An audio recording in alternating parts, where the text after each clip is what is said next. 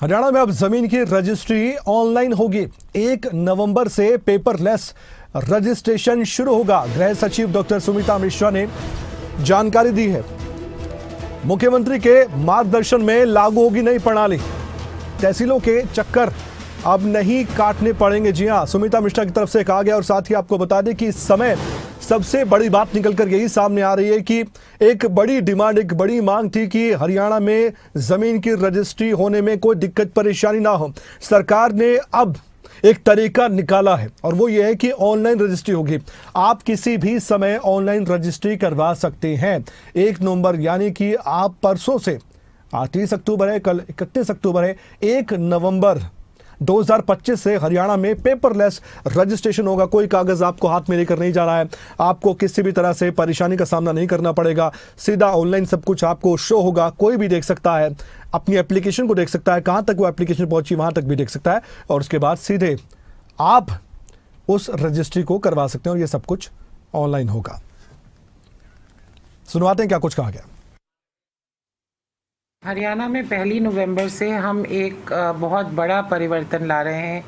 माननीय सीएम साहब और आरएम साहब के मार्गदर्शन में एक बहुत बड़ी नई पहल, मैं इसको कहूँगी ऐतिहासिक पहल ली जा रही है।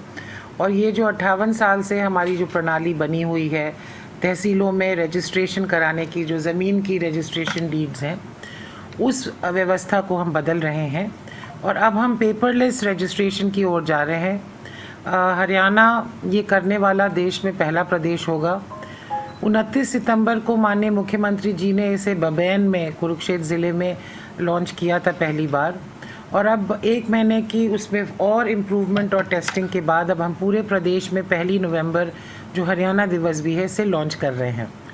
इससे हमारी कोशिश है कि जो नागरिकों को अभी तक तहसीलों में चक्कर काटने पड़ते थे, वहाँ पे सुनने में आता था कि मिडलमैन हैं, दलाल हैं, उनसे डील करना पड़ता था। अब ये सब चीज़ नागरिक के अपने हाथ में होगी। revenueharyana.gov.in की साइट पर जाके अपनी आईडी बनाकर जो भी रजिस्ट्री करवाना चाहता है वो लॉगिन करेगा। रजिस्ट्रेशन के डॉक्यूमेंट भी आपको बनाने की ज़रूरत नहीं है। हम और इस खबर पर ज्यादा जानकारी के लिए हमारे साथ हमारे स्टेट हेड जितेंद्र चौधरी जुड़ चुके हैं, क्योंकि हरियाणा में 1 नवंबर से ऑनलाइन रजिस्ट्री शुरू हो जाएगी। लेकिन आपके मन में कई सवाल होंगे कि ये प्रक्रिया कैसे रहेगी और इसमें सुविधा क्या रहेगी, क्या बदलाव होने वाला है। इन सवालों के जवाब हमारे स्टेट हेड के पास है। जितेंद्र, बताइए कैसे हम कह सकते हैं कि अब जो परेशानियां आती थी और ऑफलाइन काम होता था, कागज कार्रवाई होती थी, बहुत कागज हाथ में लिए लोग तहसील जाते थे, वहां रजिस्ट्री करवाते थे, अब क्या सुविधा और क्या लाभ मिल पाएगा उन लोगों को जो रजिस्ट्री करवाने के लिए जाएंगे ऑनलाइन?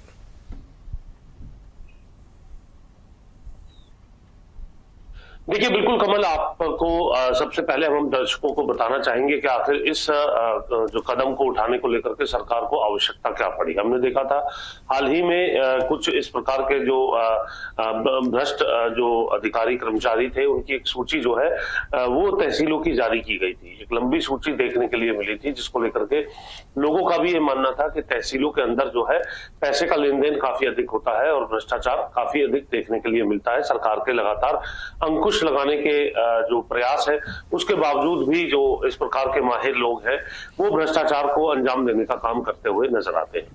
इसी को लेकर के हाल ही में 29 सितंबर को मुख्यमंत्री नायब सैनी की तरफ से कुरुक्षेत्र के बबैन में ये घोषणा की गई थी कि अब प्रदेश के अंदर ऑनलाइन रजिस्ट्रियां होंगी। और इस प्रकार का कदम उठाने वाला कमल हरियाणा पहला राज्य है जहां पर इस प्रकार से ऑनलाइन रजिस्ट्रियां की जाएंगी। और इसकी डॉक्यूमेंटेशन को लेकर के भी जो पूरा कार्य है वो इसी रजिस्ट्री जो पोर्टल है उसके माध्यम से किया जाएगा। हरियाणा डे यानी 1 नवंबर से इसकी विधिवत शुरुआत जो है वो हरियाणा की तरफ से की जा रही है।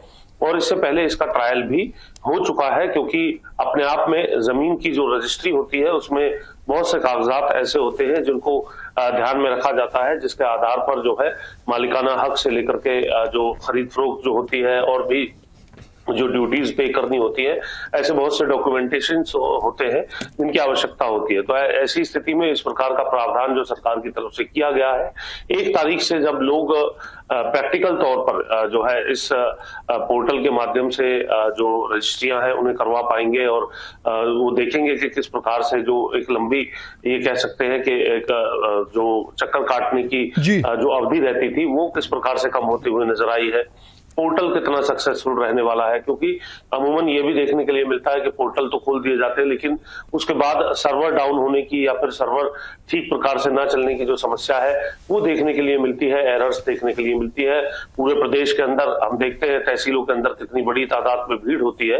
तो ऐसी स्थिति में जो ये पोर्टल है वो कितना कारगर साबित हो पाएगा और क्या वाकई जो ऑनलाइन रजिस्ट्रियों को लेकर के हरियाणा पहला प्रदेश बनने जा रहा है उसे सक्सेसफुल आगे बढ़ा पाएगा, ये एक अपने आप में चुनौती भी है। तो वहीं दूसरी तरफ भ्रष्टाचार पर एक कड़ा प्रहार भी हरियाणा सरकार, यही मेरा सवाल था जितेंद्र, क्योंकि आप प्रो और कॉन्स दोनों बता रहे हैं। जिस तरीके से अक्सर आरोप लगते रहे कि तहसील में जाते हैं तो एजेंट्स बीच में होते हैं जो कि कहते हैं कि आपकी रजिस्ट्री हम समय से करवा देंगे, आपको दिक्कत परेशानी नहीं होगी, तो वो जो करप्शन वाली बात है या फिर कई बार तो आरोप तहसीलदार पर भी लगते आए और कई बार कार्रवाई भी हुई है, तो ये जो सब खेल चलता था क्या ऑनलाइन होने से ये पूरी तरह से खत्म हो सकता है या फिर कुछ ऐसी बातें हैं जिसकी वजह से बीच में किसी भी तरह से कोई भी शख्स लाना ही पड़ेगा? क्योंकि कई बार लोगों की तरफ से कहा जाता है कि हम इतने पढ़े लिखे नहीं हैं, हम ये काम नहीं करवा सकते, एजेंट फिर भी अपना काम करेगा या आपको लगता है कि बहुत सुगम होगा, बहुत आसान होगा ये सब कुछ? देखिए, बिल्कुल वाजिब सवाल आपका कमल, क्योंकि जो भ्रष्टाचार करने वाले जो माहिर लोग हैं उनका ये प्रयास रहता है कि इस प्रकार का कोई भी मैकेनिज्म अगर बनाया जा रहा है तो उसको किस प्रकार से भेजना है और उसके बावजूद भी अपनी जो पहले से चली आ रही जो व्यवस्था थी उसको किस तरीके से कायम रखना है। कई और मामलों के अंदर भी हमने देखा है जहां पर जो पोर्टल है उसकी जो है निरंतर पोर्टल के चालू ना रहने की वजह से इस प्रकार की समस्या या एक लंबा डिले देखने के लिए मिलता है। हालांकि इसका मकसद जो सरकार का है वो इसके डिले को खत्म करना और जो फिजिकल तौर पर जो लोग जो है लगातार तहसीलों के चक्कर काटने थे उस पूरे प्रोसेस को कम करना है। लेकिन इसके बावजूद भी आपने ठीक कहा कि कई बार हमने देखा है और इसको लेकर के बाकायदा सूची भी जारी की गई थी, जो तहसीलदार थे या फिर जो भ्रष्ट पटवारी थे उनकी सूची भी देखने के लिए मिली थी। तो ऐसी स्थिति में सरकार किस तरीके से इससे पार पाएगी और एक बड़ा वर्कलोड जो है वो पोर्टल पर रहने वाला है उसे किस तरीके से निरंतर रखा जाएगा, ये अपने आप में जहां चुनौती है तो वही चुनौती यह भी है कि जो भ्रष्ट जो अधिकारी कर्मचारी है वो इसे किस प्रकार से धट्टा बताने का काम करने वाले हैं, ये अपने आप में एक बड़ी चुनौती जो है सरकार के समक्ष रहने वाली है।